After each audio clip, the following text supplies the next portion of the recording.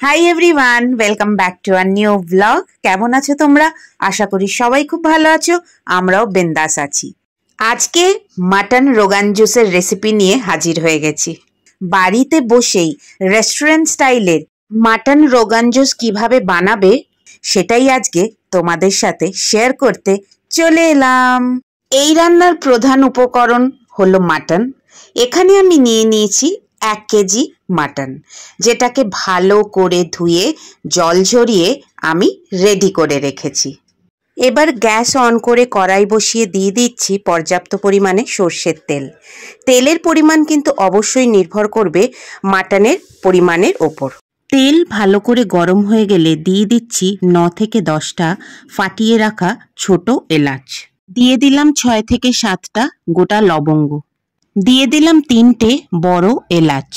2-3 second গোটা গরম মশলাগুলো তেলে ভালো করে নেড়ে নিয়ে দিয়ে দিচ্ছি ধুয়ে রাখা মাটনের টুকরোগুলো।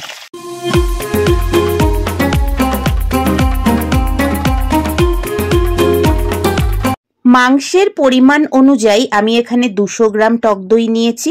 টক দই কিন্তু সম্পূর্ণ নর্মাল টেম্পারেচারের হতে হবে। প্রথমে দিয়ে দিচ্ছি 1 টিস্পুন হিং। এরপর দিচ্ছি 2 table spoon dry ginger powder. এরপরে আমি দিয়ে দেব 3 টেবিল স্পুন করে জিরে গুঁড়ো, ধনে গুঁড়ো। আমি ছেঁকে নিচ্ছি ছাঁকনিতে যাতে না কোনো লাম্প থাকে। এরপর দিয়ে দেব 3 to 4 টেবিল স্পুন কাশ্মীরি লঙ্কার গুঁড়ো।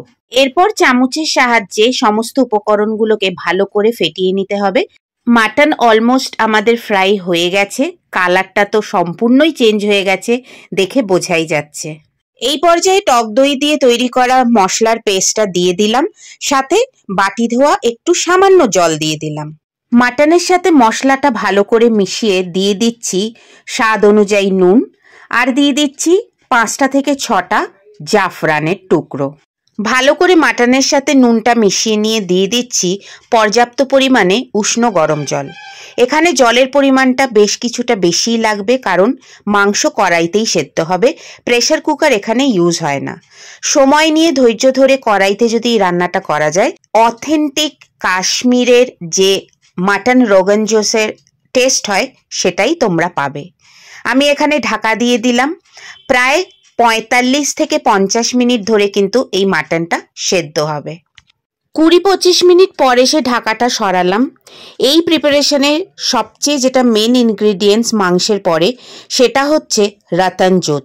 কারণ আমরা জানি রোগান জোসের যে কালারটা সেটা কোনো মশলা দিয়ে সেভাবে আনা সম্ভব নয়, একমাত্র রতন জোতের সাহায্যেই সেটা আনা যায়, সেই অথেন্টিক রেড কালারটা। আমার কাছে যেহেতু রতন জোত ছিল না, তাই জন্য আমি বড় যে কাশ্মীরি লঙ্কা হয় অ্যামাজন থেকে অর্ডার করে নিয়ে এসেছিলাম। সেটা গরম জলে ভিজিয়ে পেস্ট করে এখন ছাঁকনির সাহায্যে সেই জুসটা দেওয়ার চেষ্টা করছি।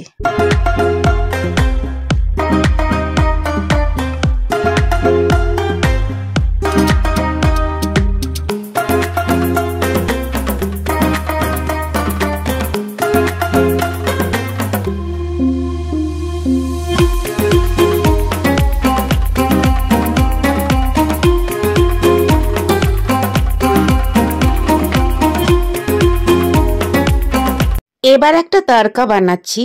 ঘি এখানে মাস্ট। এখানে প্রায় 4 থেকে 5 টেবিল স্পুন ঘি নিয়েছি। ঘিটাকে হালকা গরম করে নিয়েছি।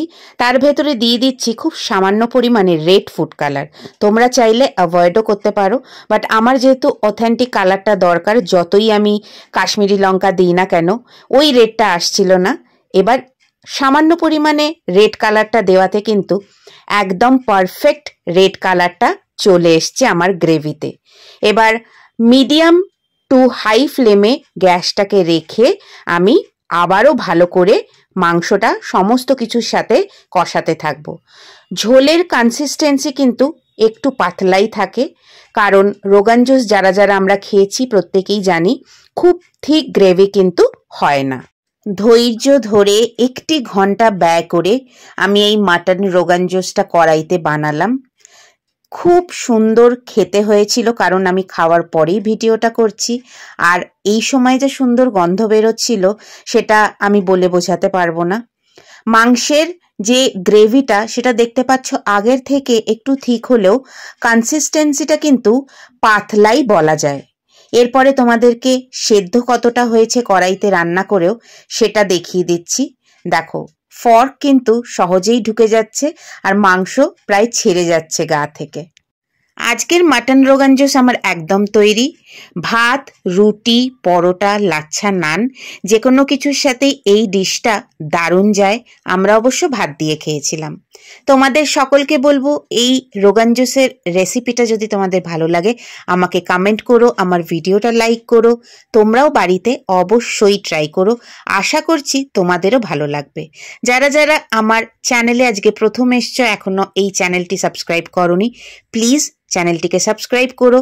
ফিরে আসবো খুব তাড়াতাড়ি আর একটা নতুন ভিডিও নিয়ে তোমাদের সামনে। Till then, take care, bye by.